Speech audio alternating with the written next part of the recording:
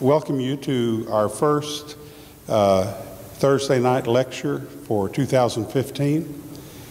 And I'm pleased to introduce our Theologian-in-Residence, Dr. Spencer Allen. And I'm not sure I know what we're going to talk about or what we're going to hear tonight, but I'm excited to hear it. So welcome, and there will be a time for questions and answers afterwards. So, Spencer. All right, thank you for coming out tonight on the cold winter that it is.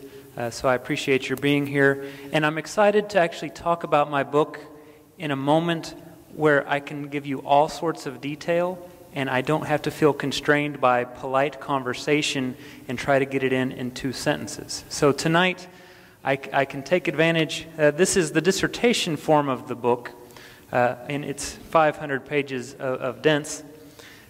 So tonight I can take advantage of the 45 minutes, use the tables, charts, and texts to explain to you what I've been doing, those of you who've asked, what I've been doing for the past 8 or so years, going from concept to dissertation to book, which hopefully the actual books haven't arrived yet. Hopefully they'll be in soon in shipment from Germany.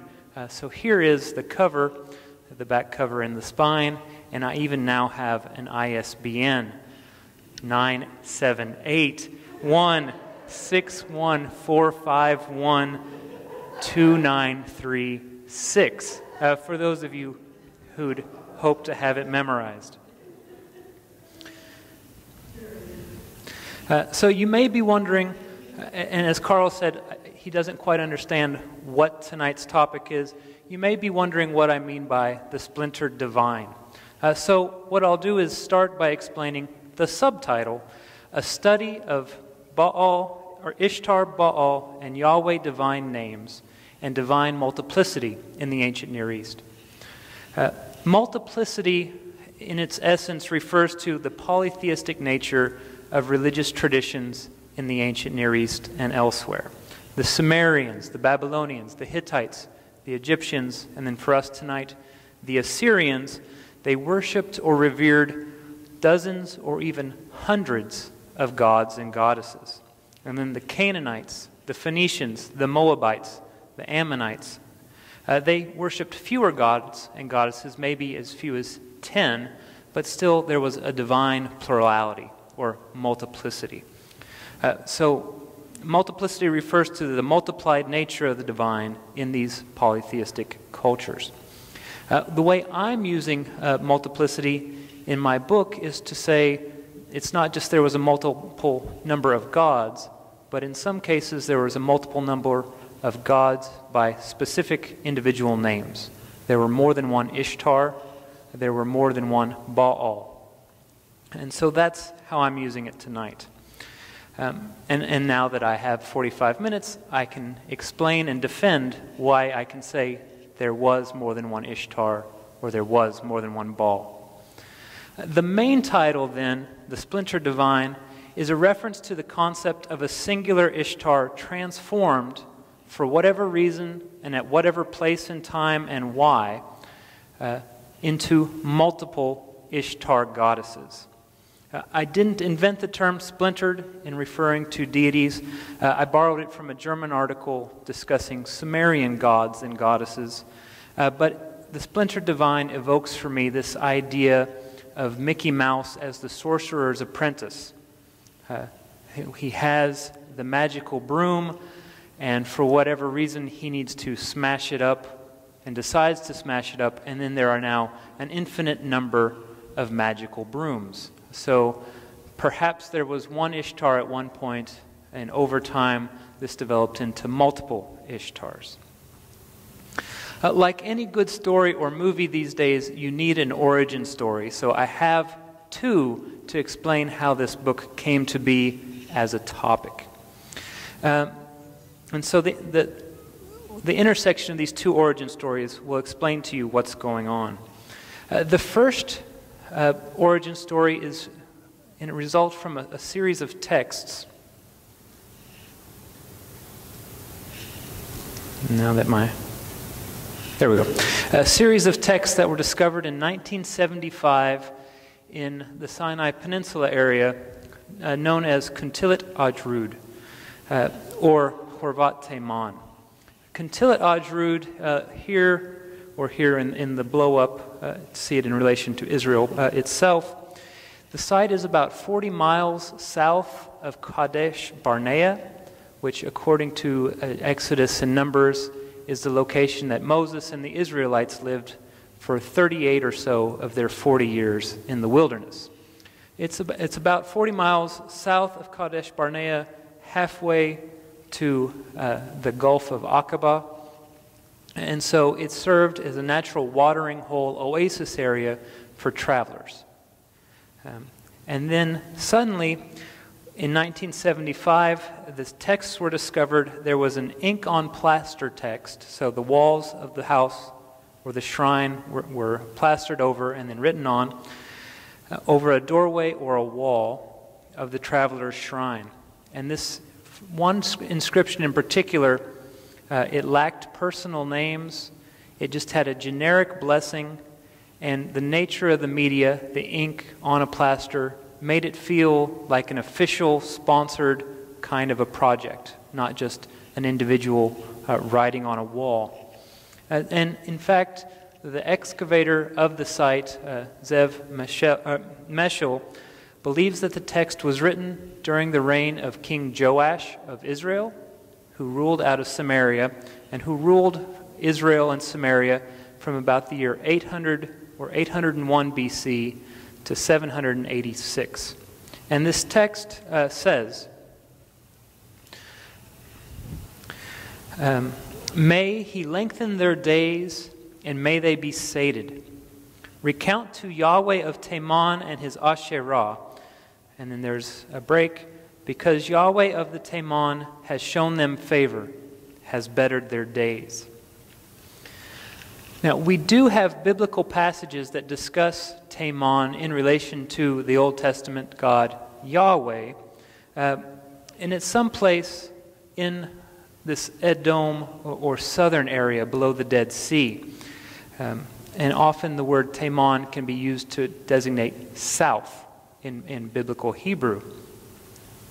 But we never before had the personal name Yahweh associated with a geographical name quite like this, Yahweh of Teman, which is to say, it's such a rare form to have a proper name followed by a geographic name that prior to this discovery, biblical scholars and linguists weren't convinced that Hebrew allowed for such a grammatical allowance or syntactical occurrence.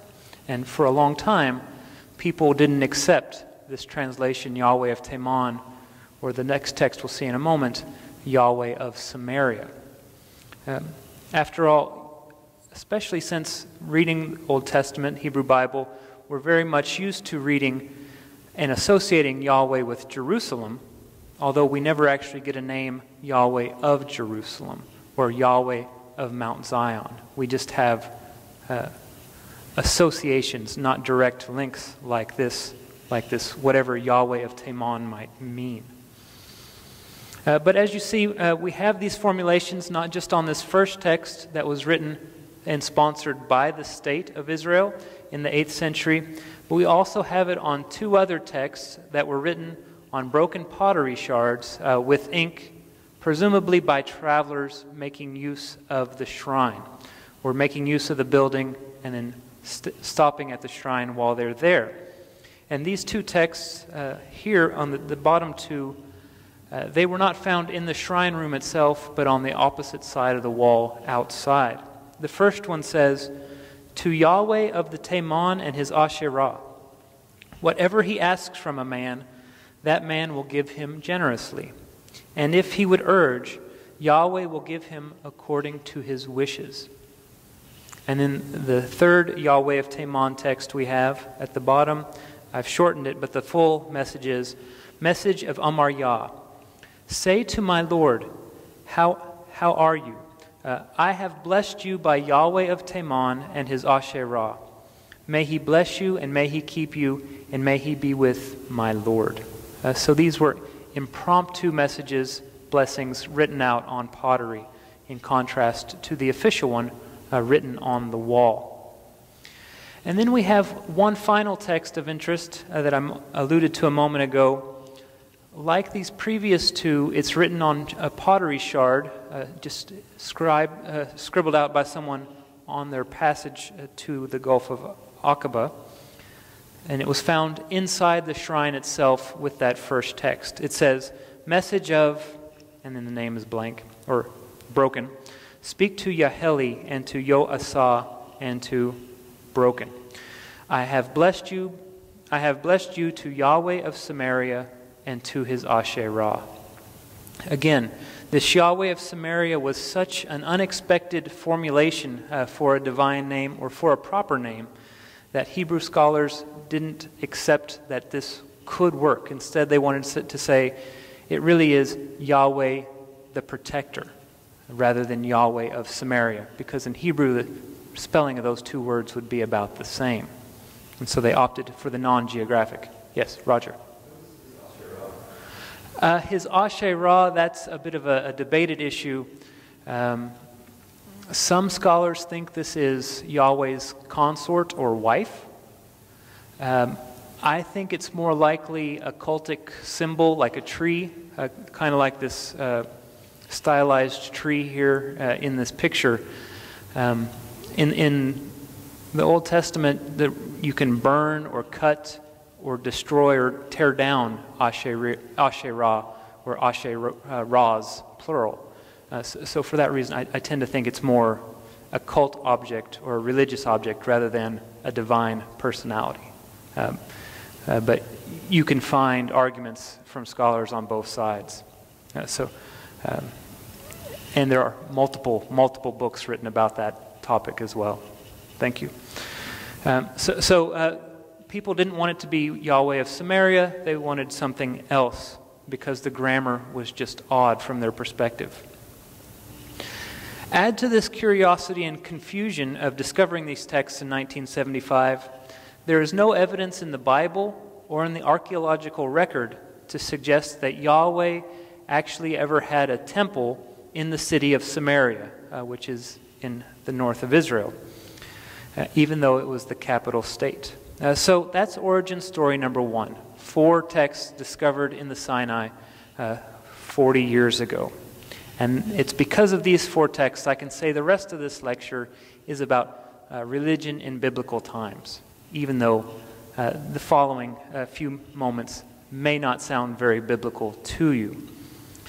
So now we can move a few hundred miles to the east, and roughly about the same time, if these Kuntilaj Rud inscriptions were written around the year 800 BC, this one text in particular, a hymn by Ashurbanipal, king of Assyria, was written around the year 650 BC.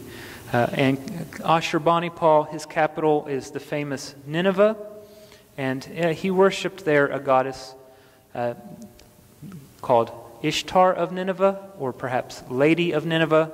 And he wrote this hymn to her and to a goddess known as Ishtar of Arbela, or the Lady of Arbela, and he praises them both in one hymn. Those of you who keep up with the news and the ISIS developments in Iraq, Arbela is modern-day Erbil, or Irbel, depending on how the news pronounces it. So in this northern region of modern Iraq. And do keep in mind, too, even though they're far away, Assyria actually is the political powerhouse during most of the biblical monarchy in Judah and in Israel. If those Yahweh texts were written in the year 800, Assyria, less than a century later, will come in and destroy Samaria and destroy Israel in 720, causing the 10 lost tribes and that exile. And then in the year 701, Assyria will come into Judah and destroy basically every city in Judah except Jerusalem. So Assyria's hand and presence is very much felt throughout this moment of biblical history. Let's see. So Nineveh, as I mentioned, at 705, it becomes the capital of Assyria. Previously, the city of Ashur to the south had been the Assyrian capital.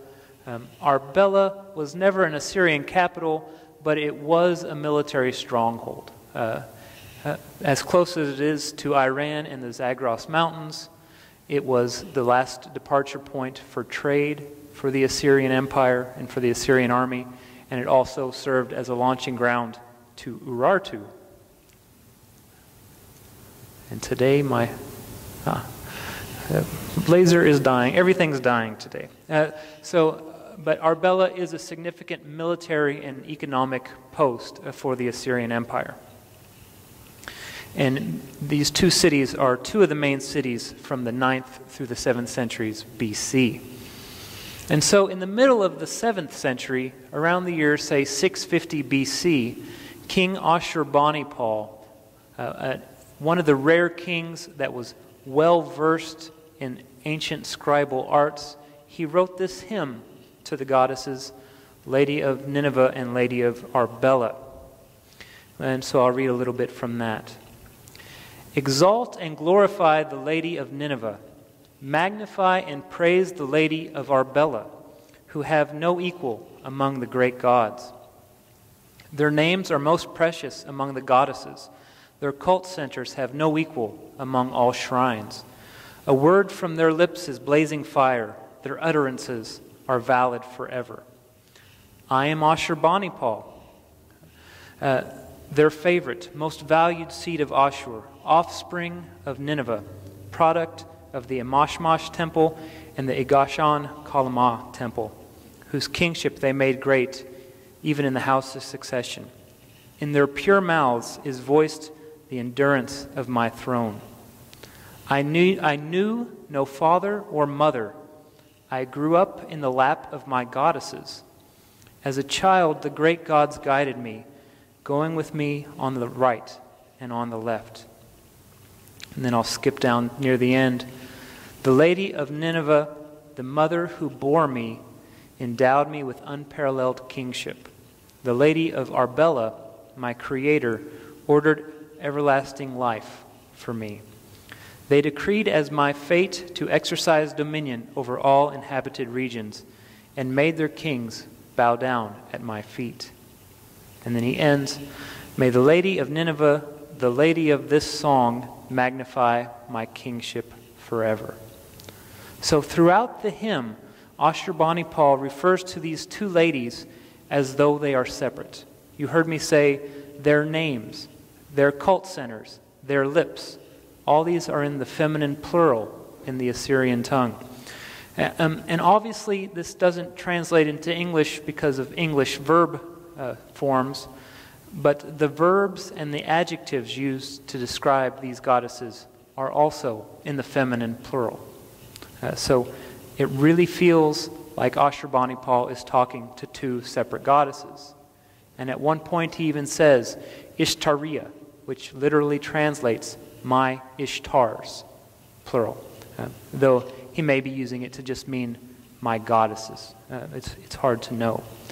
Now, no scholar denies that he's talking about two gods here, or two goddesses here, but they deny that others also would have recognized Ishtar of Nineveh as separate and distinct from Ishtar of Arbela. The idea is an Ishtar, just worshipped at different places under different names, but still thinking of the same deity. However, we see here Ashurbanipal is thinking otherwise. In 2004, Barbara Porter, who's now at Harvard, she wrote a 4-page article on this hymn and saying maybe we as Assyriologists or students of ancient Iraq should take this hymn more seriously and not just explain it away as a religious hyperbole. Maybe there were people, and there's good reason to say Ishtar, or the Lady of Nineveh, is not the Lady of Arbela. And so I encountered this article, and at the same time I had these Contillit Ajrud texts talking about Yahweh of Samaria and Yahweh of Teman, and not really sure what to do with it. So I wrote Barbara Porter, and I asked her, I said, are you doing any follow-up on this article? Or I'm hurting for a dissertation topic, can I have it? She said, I have other things to do with it what you want. And then she gave me the name of a then PhD student, now professor at Heidelberg, University of Heidelberg, Wiebke Meinhold, who did a study on forms of Ishtar in Assyria from the year 2600 BC to 600 BC. And so I talked to her. She wasn't doing exactly what I planned to do, so dissertation topic was now available and ready to be charged into. But I needed to demonstrate in a very real way that it wasn't just Ashurbanipal who saw these two goddesses as distinct. And that was the problem. How do I do this?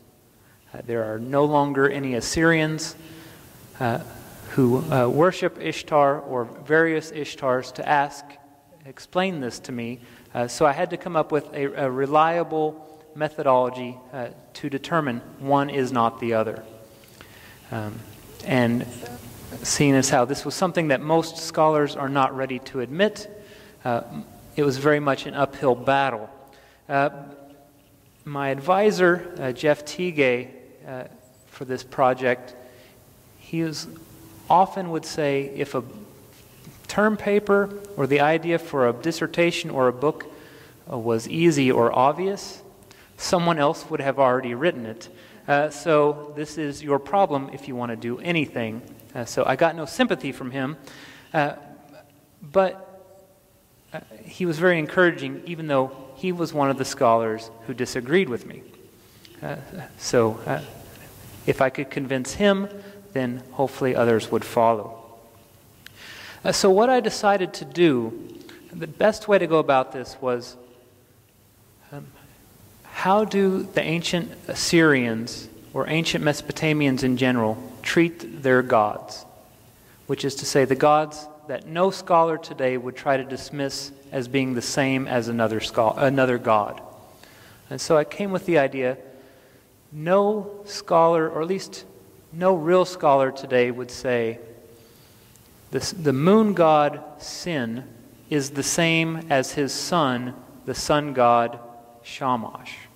So they would admit that these two gods were different deities, just like the goddess Ishtar is not the god Shamash. They're two separate entities. So I needed to look at how how the ancients treated the great gods of Assyria, come up with guidelines, and then determine how Ishtar of Nineveh and Ishtar of Arbela did or did not fit those guidelines. And so, to be clear, I never wanted to argue that Ishtar of Nineveh was considered by some ancients to be a real goddess, and other people considered Ishtar of Arbela to be a real goddess at the exclusion of the other. I needed ideas to suggest that both goddesses could work together cooperatively, even though they are separate entities. And by this, as a counterexample to offer today, Christians today admit that the Greeks worshipped Zeus. And then they admit that the God of the Bible is not Zeus. However, they deny the legitimacy or the reality of Zeus today. I need somebody that says, text that would say, yes, Zeus and Yahweh are both gods together, even if they're different gods. So that's the analogy I'm trying to build upon. So Ashurbanipal claims Lady of Nineveh and Lady of Arbela are two separate gods. Who else or how else can I prove others did too? And that's where I decided I have to do a lot of reading to see how many people or what people agreed with Ashurbanipal. So what I did is I first turned to the royal inscriptions from various Assyrian kings, which fortunately had already been collected. And I decided to examine how they treated their gods in these royal inscriptions. And over the course of that, I find each god has his own name. You see in this column here, none of those names repeat. Each god is invoked in a special sentence. And then in other texts, we see each god receives his own offering or his own sacrifice, has his own familial relations. Each god can be asked to bless the king or to curse enemies in letters and in treaties, or to serve as witnesses. So if gods can do this, and Ashur is not Shamash, is not Enlil, is not Adad, then how do we relate Lady of Nineveh or Ishtar of Nineveh and Ishtar of Arbela to this? Do they also get treated with their unique name, receiving offerings, receiving praise, called as witnesses, called on to give blessings and curses? What I decided to do was take this inscription by King Esarhaddon, who was Ashurbanipal's father, and this text is from the early 7th century. And in this text, he praises 10 different gods in the course of talking about himself, like a king is wont to do. And each god, he gives a unique reason why that god is important to him and worthy of reverence. And so here we go. Ashur, the father of the gods, who loves my priesthood. Anu, powerful, preeminent, who called my name. Enlil, supreme Lord, who establishes my reign. Ea, wise, the knowing one, who fixes my destinies. Sin, the shining light, who makes my omens favorable. Shamash, the judge of heaven and earth, who settles my decisions. Adad, terrifying Lord, who makes my troops prosper. Marduk, prince of the Igugu and Inanna gods, who makes my kingship great. Ishtar, lady of battle, who walks by my side. And the Sabitu, the valiant ones who destroy my enemies. So admittedly, only one Ishtar appears in this text, but more importantly, this text provides us with a template. The text is regular. You have a divine name followed by a statement of praise, a next divine name followed by another statement. And so we can ignore the statements and just focus on the list of divine names. And in this case, we have 10, and for the most part, they are in a hierarchical order. Ashur is the head of the Assyrian pantheon. Then we have the olden gods, Anu, Enlil, and Ea. We have the younger great gods, Sin, Shamash, and Adad, the moon god, the sun god, the god of the storm. And then we have the Babylonian national god, Marduk, followed by Ishtar, the goddess, and Sabitu, the Pleiades. So we see how they're treated. We see no repetition in their names.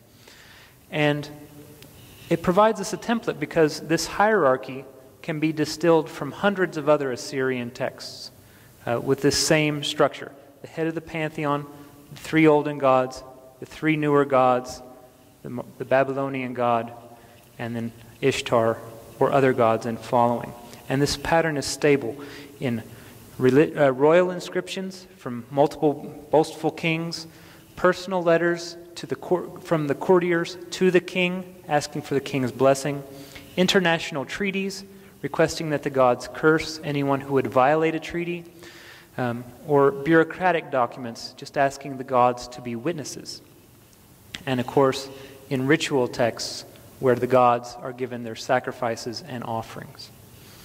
And so anytime an Assyrian document mentioned 3 or more gods, I took note at how the scribes treated those gods and how they treated them differently from each other, and I used that as my basis to see how Ishtar of Nineveh and Ishtar of Arbela were treated differently too. And then if we take this 8th century treaty text between Ashur-Narari V of Assyria and Mati-Ili of Arpad, which is a small state, Here we have the list of divine names. It's a much longer list than that Esarhaddon royal inscription, about 4 times as long, in fact. But we still have roughly the same category and the same hierarchy. You see Ashur, the imperial god, at the top. You see the olden gods, Anu, Enlil, and Ea, along with their wives, Antu, Mulisu, and Damkina. And then you see the newer gods, Sin, Shamash, Adad, and their wives. Then you have the Babylonian gods, and then the series of goddesses, of second-tier gods and goddesses, and finally Ishtar, Lady of Nineveh, Ishtar, Lady of Arbela, and a couple others. I'm not the first to discover this pattern. Michael Beret discovered this 30 years ago, but he was doing something very different with it. But what we can do structurally, we can see how each of these gods or pairs of gods are treated the same way. This first line, Ashur man an ki tum matunu, literally would translate, "You are sworn by Ashur, king of heaven and earth." And then it continues, Anu, Antum, and then it says, Ki min. Ki min is the Assyrian equivalent of our ditto marks. And literally they look like just 2 lines. So this line would be translated, Antu, you are sworn by Anu and Antu. And so each line you see, you have a god name followed by ditto. And we follow this pattern down.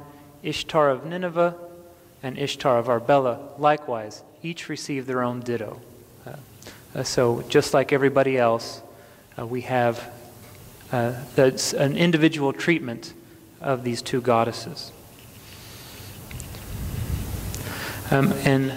So again, he's told to swear by 2 different goddesses, one Ishtar, or Lady of Nineveh, and one Ishtar, Lady of Arbela.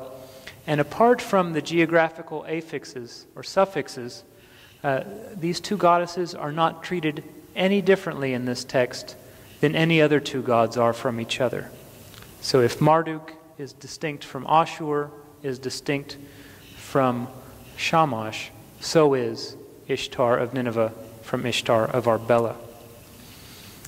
As goddesses, in these texts, they could be praised separately, they could be praised individually, they could be asked to care for the king, curse the enemies. Each one had her own unique set of curses and blessings, and each one in a religious setting had her own cult statue or idol that received her own offerings. And again, you'll see this in British Museum text 1206, which is from King Sennacherib in his period. This is Ashurbanipal's grandfather. This text is around the year 700 BC. And this is a ritual text, and it describes how you're going to place and arrange the statues or idols within the temple complex. So in a very physical sense, there were distinct objects to represent Ishtar of Nineveh and Ishtar of Arbela, just in the same way they would represent Ashur or Shamash or Marduk.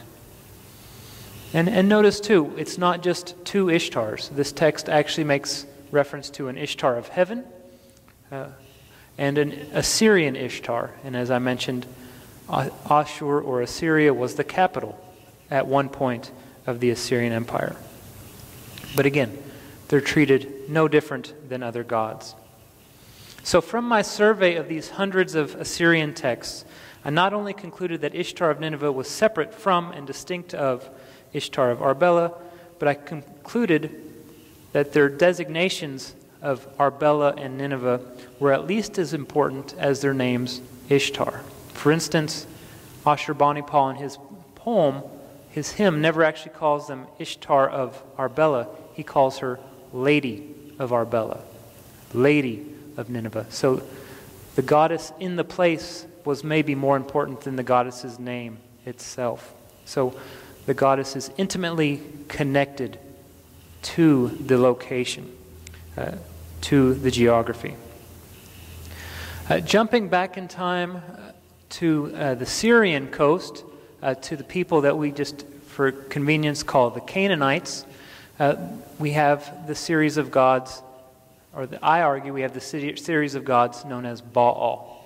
Ugarit is here on the modern Syrian coast. It's roughly a 14th century BC city. So we're talking about 100 years prior to Moses, if you will. So a few hundred years prior to these other texts we've been looking at.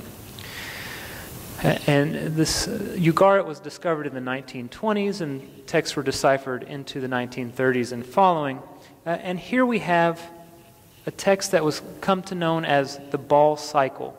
It's a story of how the storm god Baal rose from being an outside god, a stranger in the pantheon, to the head of the pantheon, and his battles and conflicts along the way, being from a second or third tier deity to the most important deity in the city. And in his story, we learn that his mythical home is Mount Zaphon, which is so important of a place that the name or word Zaphon in the Old Testament can mean north, because it's all taking place north. If Israel is right here, Mount Zaphon is right there. So it's that big of a mountain that it takes the word to mean how you access or orient yourself, if you will. But Baal is referred to in the song. The hero sings with a good voice, sings to Baal on the heights of Zaphon. And then a few more lines later, we have Baal himself say, "In the midst of my mountain, the divine Zaphon, in the holy place, in the mountain of my possession, in the good place, in the hill of my victory." And although he's later resurrected, when he dies near the end of the story, before he can become the great head of the pantheon or the most important god, we learned that he's killed and buried. And Shaphash, the sun goddess, the lights of the god, she listens to Anat's plea. She lifts up mighty Baal into Anat's shoulders. When she lifted him up, she brings him into the heights of Mount Zaphon. She weeps and buries him. And so Baal is very much associated with this geography. And that's in the mythical world. In the religious world, at the temple in Ugarit, we find offering lists that make reference to Baal of Zaphon as well as Baal of Aleppo. And they're treated as differently from each other as they are from Dagon, a god name that you may recognize from First Samuel, and the god El, and the goddess Asherah. So these Ugaritic priests in the second millennium are distinguishing Baal Zaphon from Baal of Aleppo. And other texts we have from these priests, they seem to also contrast this with Baal of the city of Ugarit. So they had at least 3, if not more, Baals that they offer offerings to. Real quick, I mentioned Baal of Zaphon and Baal of Aleppo. Aleppo was a political and military powerhouse in the 3rd millennium and the 2nd millennium BC. And it still shows up on the news despite the current wars going on in Syria. It's still at least a cultural powerhouse, if no longer a political one. And so here in the Ugaritic material, this god Baal of Aleppo is so closely tied with the city that his name is important enough to keep separate from the god of the mythical mountain Zaphon. So we have Baal of Aleppo, Baal of Zaphon. Indeed, Baal of Aleppo, or known by his other name, Hadad,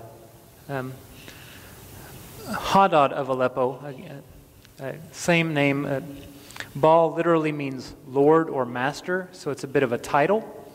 And most of the time, when you encounter an Old Testament or a Canaanite deity named Baal, he's also known as his personal divine name, Hadad or Adad. So this god had so much currency that even though by the 8th century Aleppo was no longer the political or military powerhouse that it had once been, the Assyrian Ashur-Nirari V felt it was important enough to include Baal or Hadad of Aleppo in his treaty with Mati-Ilu. Even though all the rest of these gods, or Assyrian gods, taking place in the heartland of Mesopotamia, whereas Aleppo is much further to the west. He's still important enough from his legacy that he was included in this long list of deities. Again, it seems that the location and the intimacy that the deity has with that location seems to be what prompts him to be distinct and separate from any other deity with a similar name. Moving back to the 7th century, we find a text. This one is King Esarhaddon with King Baal, the king of Tyre. He's writing a treaty, and should Baal, king of Tyre, ever transgress this treaty or violate the treaty, here are some of the curses that would be invoked against him. And notice we have, may Baal of heaven, Baal Malagay, and Baal of Zaphon raise an evil wind against your ships to under their moorings and tear out their mooring pole, and may a strong wave sink them in the sea and violent tide rise against you. So here 3 different divine names are called on together to enact one curse. But in the next curse, we see that Melkart and Eshmun, these 2 gods, are asked to bring along their one curse together. So one curse for multiple gods seems to be the pattern of this text. Just as you see, may the great gods of heaven and earth, the gods of Assyria, the gods of Akkad, the gods of Eber-Nari, curse you with an indissoluble curse. Or the curse before that, may the god Bethel and his wife Anat Bethel curse you. So one curse for multiple gods seems to be the pattern here. So it's not automatic that these are separate. Now you'll recognize Baal of Zaphon, as this is the Baal of the great cosmic myth, the Baal cycle, the one to the north. You will not recognize Baal Malagay because scholars aren't really sure even who this god is, what his name means, or why he appears anywhere. So you don't recognize him, I don't recognize him. I've just run into him a time or 2. And finally, Baal of heaven, or Baal Shemaim, a god whose name suggests that maybe he resides in the cosmos, or upper limits of the sky, in the same way that we saw that Ishtar of heaven in that previous text. So it's curious, but this is what's going on. And we do encounter Baal of heaven alongside various other Baal deities throughout the first millennium. What's interesting, knowing Baal Zaphon as the god who lives on Mount Zaphon, we can use this as a model, and presuming that Baal of heaven lives in heaven, we can use this as a model to make sense of many of the geographic names that occur in the Old Testament, such as Baal of God, Baal of Harmon, Baal of Tamar, to say maybe these were places where a particular local Baal deity was revered. And we know from Numbers 25 that Baal of Peor was worshipped at this particular mountain somewhere here in the Moab region, if the map extended. This particular god was worshipped by the Moabites, and when Moses and the Israelites encountered them, they got so swept up in the worship of Baal of Peor that Moses had to go and have 24,000 Israelite men killed for sleeping with Moabite women as part of the celebration to Baal Peor. So Baal Zaphon seems to be a reference to a deity's location, where he resides, Baal Peor may be a place where humans revere or worship the god. So this is the connection. Either it's a place where the god is famous for being worshipped, as it was in Aleppo from the 3rd millennium down to the 1st millennium, or in the crazy story of Baal Peor and the orgy celebration going on there, or the geographical name affixed to the name seems to suggest the mythical homeland or residence. And likewise, Nineveh and Arbela in Assyria are cities where humans revere the goddesses. And maybe heaven is the place where this one particular goddess lives mythically rather than is worshipped by humans. And so those are the patterns that these different goddesses seem to have. Closely tied to the geography, so close that they are now different from other Ishtar goddesses, or so close that they are now different from other Baal gods. And so now that I've lost you, I can bring you back in and say, this is where it becomes Bible again. So, as I mentioned, we never actually have the phrase Yahweh of Jerusalem. The phrase Yahweh of Mount Zion never actually occurs in the Bible. Instead, we have Yahweh of hosts, who we know lives in Jerusalem, because about easily a third, if not significantly more, of the Old Testament is all about locating Yahweh in Jerusalem. And the Bible goes out of its way to say, this is the one legitimate place that you can actually worship this deity. But he's never actually called Yahweh of Jerusalem. But we know that's where humans access the divine. Samaria, as I said, we don't have biblical or direct archaeological evidence saying Yahweh was worshipped in Samaria. But Samaria was a political and military stronghold in this region. The Bible tends to downplay it, but the famous King Ahab was probably the most powerful king to ever rule in Judah or Israel. He was so powerful that in 853 and following, he was able to start a coalition of kings and fend off the Assyrian Empire on multiple occasions. And he was the primary king in lead. Just like Nineveh, just like Aleppo, and just like Arbela were military or political strongholds, Samaria is a political stronghold.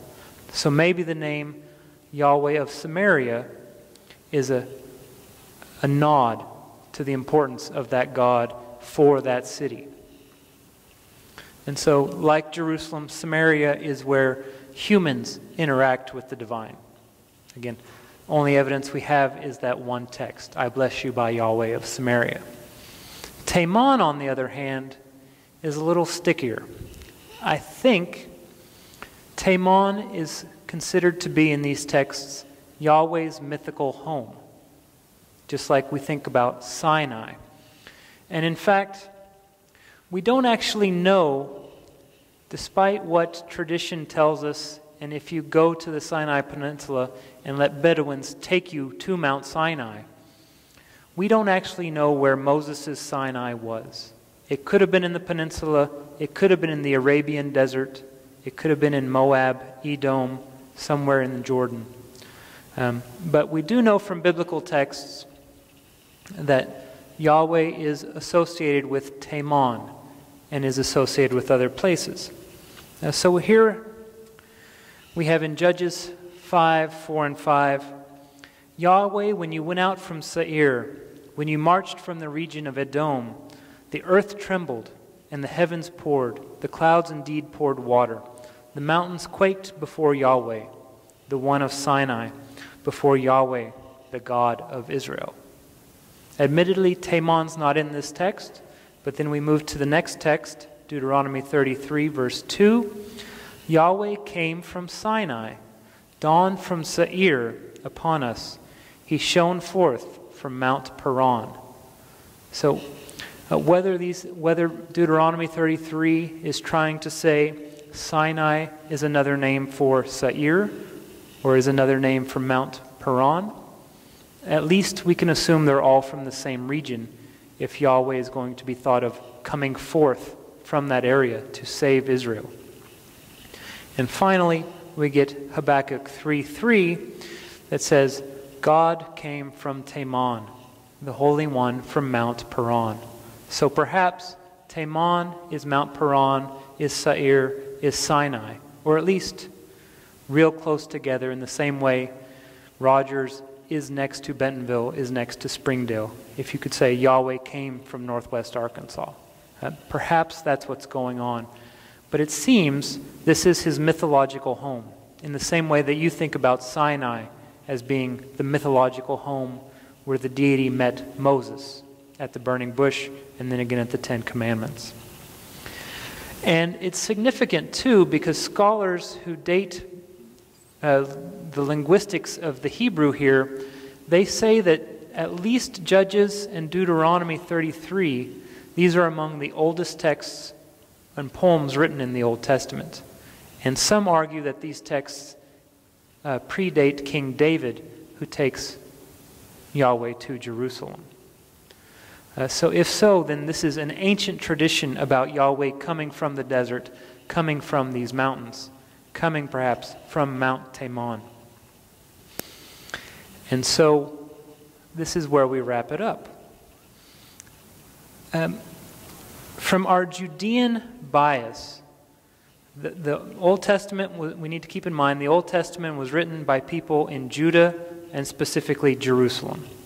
And they reflect that bias. So we need to be aware of it. And so they say Jerusalem is the only place to legitimately worship Yahweh. But also from our Jerusalem bias, we get the idea that the northern state of Israel was in political and religious rebellion from the Davidic state of Judah and Jerusalem. And this is presented in the Bible taking place from King Solomon's son Rehoboam, when King Jeroboam rebels and takes the 10 northern tribes to create his own state. I think it's possible, and maybe even probable, that King Joash, the Israelite king who ruled in Samaria and possibly commissioned that shrine in Kuntilat Ajrud in the Sinai Peninsula, I think it's possible he intentionally dedicated that shrine to Yahweh of Teman. And what he did, I think Joash, despite what the Bible would say, was probably a good Yahwist. The name Joash literally would translate either the gift from Yahweh, or the Yahweh gave a gift, or Yahweh's fire, or fire of Yahweh. So this was a man who probably revered Yahweh. And so he sets up a shrine in the far remote desert on the other side of Judah from his capital in Samaria. And he names the deity there Yahweh of Teman, which is to say Israel and Samaria, the northern state, has control over Yahweh's mythical home. And this mythical home is older to Yahweh than the Jerusalem state in Judah. And in the ancient Near East, ancient is always more legitimate, more whole, and better.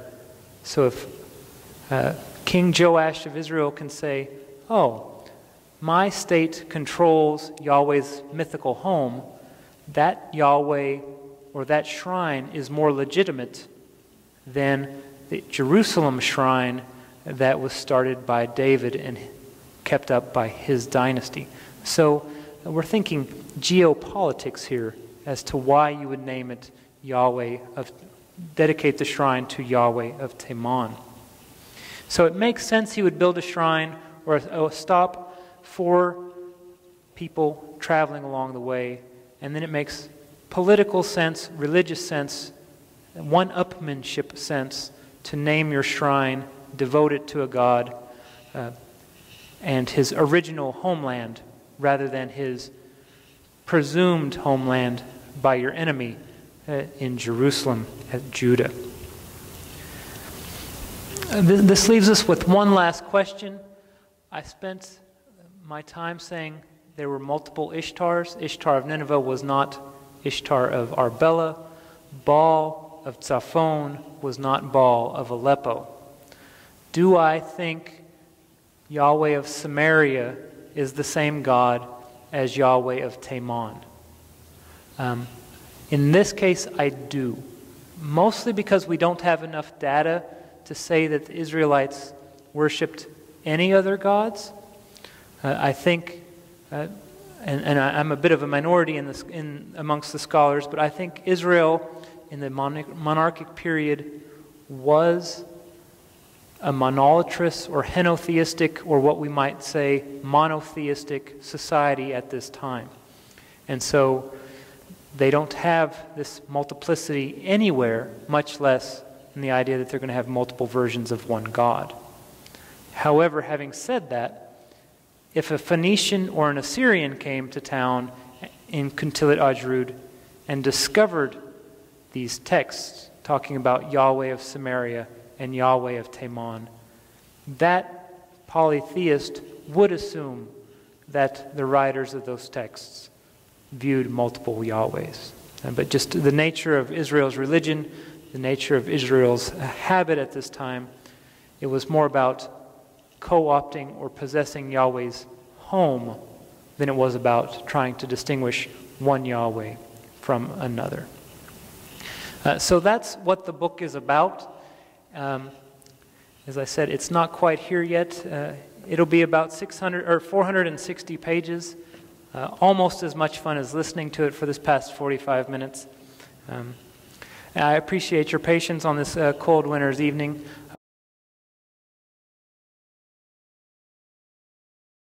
Are there any questions? Yes. I have some questions about Baal.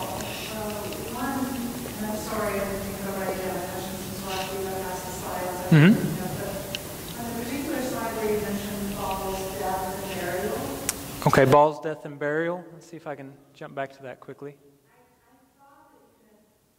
thought I heard you say that Baal had been resurrected. Did I hear you? Yes, you did hear me say that Baal had been resurrected. In the course of what happens is the high god El wants to appoint a successor, and Baal wants to be the successor. However, El wants to appoint a god whose name is Mot, which is the Canaanite word for death, or the Ugaritic word for death. And then, so Baal has to battle death. And then another point, Baal has to battle the other guy that El proposes to replace him, the name Yam, or the sea. So in the course of fighting with death, and the episode, Baal actually does die. And so Baal, from a mythological point of view, Baal is a fertility god. He's a storm god, and his storm brings the crops. So he's one of these ancient Near Eastern gods who resurrects in the spring when the rains come and the crops come out. And then, so that's a resurrection moment. And then he dies during the dormant part of the agricultural year. So he does resurrect to reflect that seasonal reality. He resurrects in the myth as well. He brings new life. Right, we do find this dying and resurrecting God motif in a lot of ancient Near Eastern stories. And then my second question about Baal, and I'm sorry, I think it may have been the next slide. It was the slide where you talked about Baal of heaven. Oh gosh, please don't put me on that. Baal of heaven, Baal of, can't think of what the second word was, and then the last one was Baal of Zaphon. There it is. Okay, yes. My question with that was, I couldn't help but look at that, and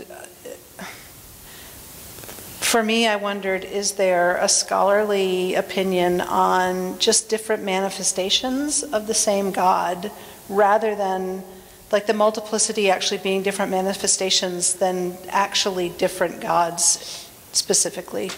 Right. So are these manifestations of the same God? Right.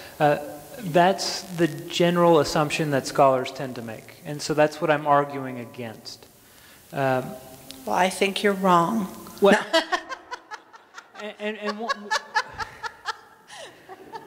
I'm sorry. No, that's quite all right. A lot of people do. But one of the things that's of interest, the verbs like for raise in this text is actually a plural, masculine plural verb. So it needs a masculine plural subject. So it seems to be that's what's going on.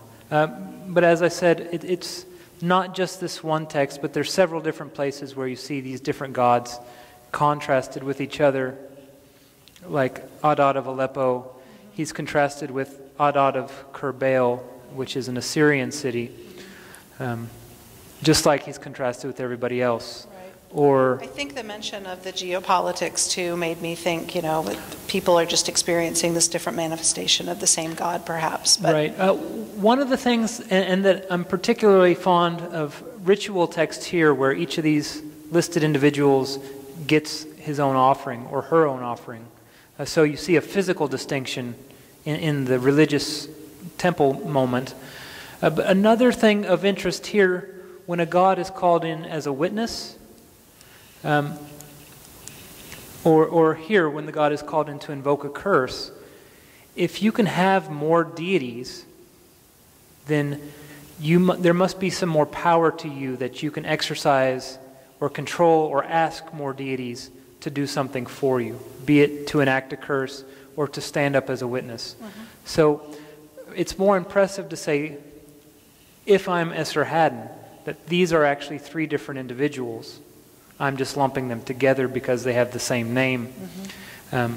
But it's more impressive if I can say, I have three friends who will do this to your ships, sure, as opposed to one. Sure. Likewise, it's more impressive if I have Adad of Kerbaal, Adad up here without a modifier, and Adad of Aleppo. Mm-hmm. It's like, these are three guys, each one of them will beat you up if you don't cooperate. And that's, sure, a lot more intimidating, sure, than just one god. So that's part of it too. It's redundant if they are the same god. In that, and I didn't go into this tonight, but notice here in this extensive list with about 40 deities, the gods whose names repeat are at the bottom. And I made a point to say, and hopefully the colors helped you catch this along when I didn't say it, the important gods are at the top. So if Ishtar was just one Ishtar, and she's so important that she can be named twice, why is she at the bottom among the least important deities? Sure. And the same for this Adad of Aleppo and Adad of Kerbaal. And likewise, if Baal of Heaven, Malagay, and Baal of Tzafon was one god so important to be mentioned three times, why is he not the first Syrian or Phoenician god listed? Because it's actually, and I didn't have room on the slide, if I were to write the curse out up here, this is the god Bethel and his consort Anat Bethel, and then Baal of Heaven, Baal of Malagay, Baal of Tzafon, and then Malquart and Eshmun, and finally Astarte. If he was important enough to be mentioned three times, he's important enough to be first. But we have a disconnect there. So structurally, I make this argument as well. And for the offerings, again, Baal of Aleppo is the sixth god in this list. He's not Baal, who's sixth and seventh, who, if he's worth mentioning twice, he's worth mentioning first. It's a bit of an observation, so that's how I would, or did, answer the question. Any other questions? Roger. Could it be that whether or not the various gods of Baal, gods of Ishtar, whether or not they were viewed as clearly distinct gods, or whether they were viewed as manifestations or different ways of thinking about the same God, would depend on who's offering that perspective. And the reason I'm saying that is, like, I mean, if you talk to Hindus, there are fundamentalist Hindus who see the various gods as very distinct, and then there are others who see them as manifestations of the same God. And I'm wondering if that same kind of difference of views of the God would have been present during this period. Right. This idea that you can have multiple perspectives on the gods. I do think that's fair. Some people, and there are some scholars who try to say that all the different gods, be it Ashur, Marduk, Shamash, some scholars try to say everyone saw them as representations of the one singular divine. I think that's a bit extreme. I think the ancients saw it as multiple deities. And so what I try to do, rather than get into their head, and so who thought Ishtar over here is different or the same as Ishtar over there, I just took a step back and tried to see how they treated them. Because I can't read their minds, I can only see what they did, or a record of what they did. And so they seem to treat them as though they're distinct.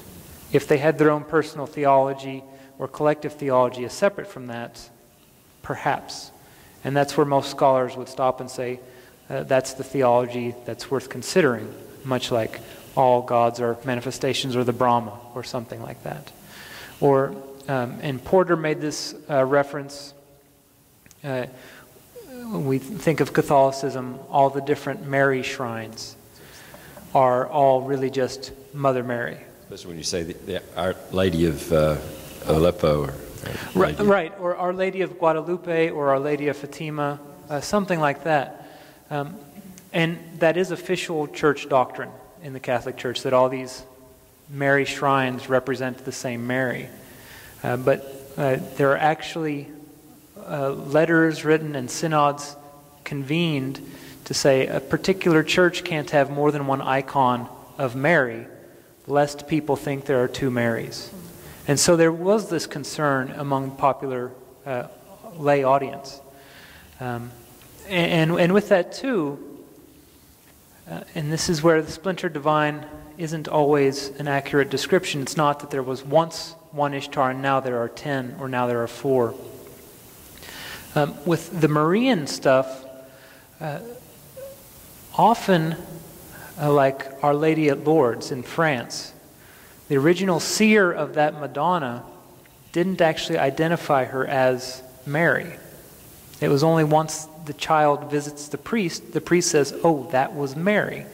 So you have a bit of an assimilation of the local manifestation into official doctrine. Or the Lady of Guadalupe was originally a New World goddess who gets reincorporated into the Catholic faith once the missionaries take over. So there, they have different origin stories in a very real way. And so, is that the same woman as Mary from the New Testament, with such different histories to them? And in a very real interesting thing, in Italy, Marian shrines will actually, or at least the way it's reported, Marian shrines will perform miracles to get people's attention to revere that particular Marian shrine at the cost of paying attention to others. So these shrines seem to be fighting each other for attention, for devotees, which suggests they're not just reminders of the Madonna in heaven, but they're their own entities, because they can do their own miracles, they have their own rituals, they have their own parades. There's an Italian phrase for sister Madonnas. So they can meet each other and they're thought of as family rather than the same Madonna. So it may be, at least in Italian culture of the 19th and 20th and maybe 21st century, that there are separate Madonnas. So if so, maybe there are separate Ishtars, even if an official stance is there's just one. But it's interesting, and so that is why I try to play with not the theology, but the treatment. What can an outside watcher make sense of? Would they go away saying, that's one Ishtar with two statues, or that's two statues, that's two Ishtars? That was kind of my approach for the... That's all you got to work with. Right, that's all I had to work with. Thank you.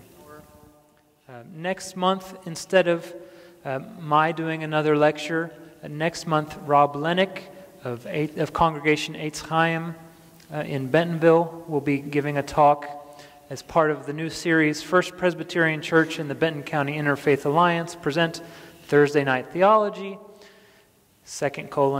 How Ritual Guides Our Daily and Religious Life. And so Rob will be talking about that. I'll let him define what he considers religious life versus daily life and what he defines as ritual. And the question was asked, does ritual include prayer? Does it include activity? Is it just in the church or in the congregation or in the house of worship? So that's up to Rob.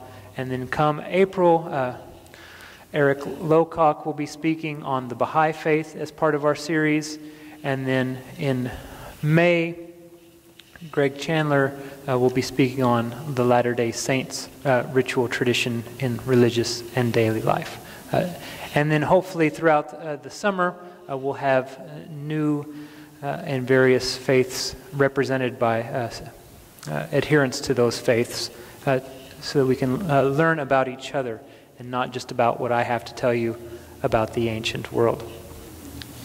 So again, thank you very much. I wish I could show off my book tonight, but it hadn't arrived. But thanks for listening, and have a safe trip home.